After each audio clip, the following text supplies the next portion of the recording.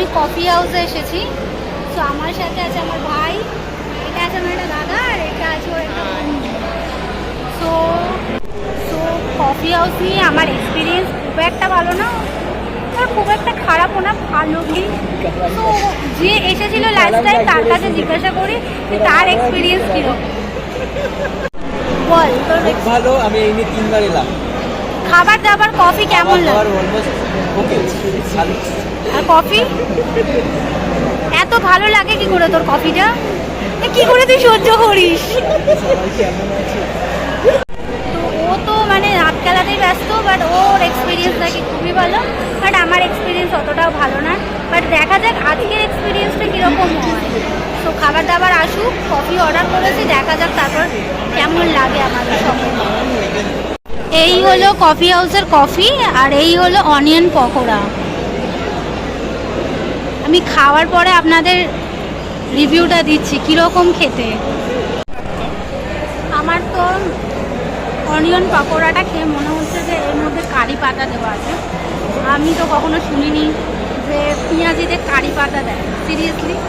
তো আমার খুব একটা ভালো লাগছে না, এর থেকে মনে হচ্ছে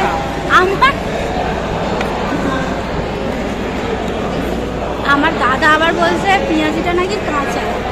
বল কি বলছি? কফিতে সুগারও নেই। বল বল।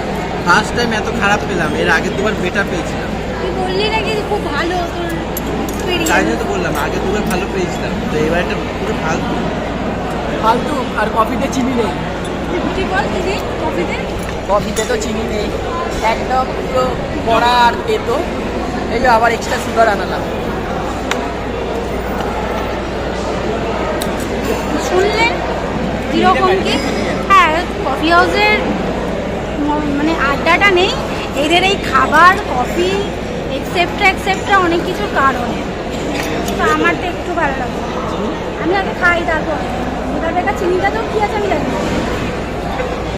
বিরাট। ওরাও দুজনে এসেছে কফি খেতে। Tata bye bye.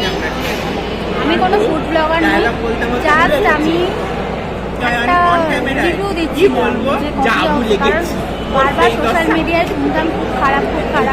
তো আমি এলাম, জাস্ট তোমাদের সাথে আমি এক্সপিরিয়েন্সটা জাস্ট শেয়ার করছি। Tata bye bye.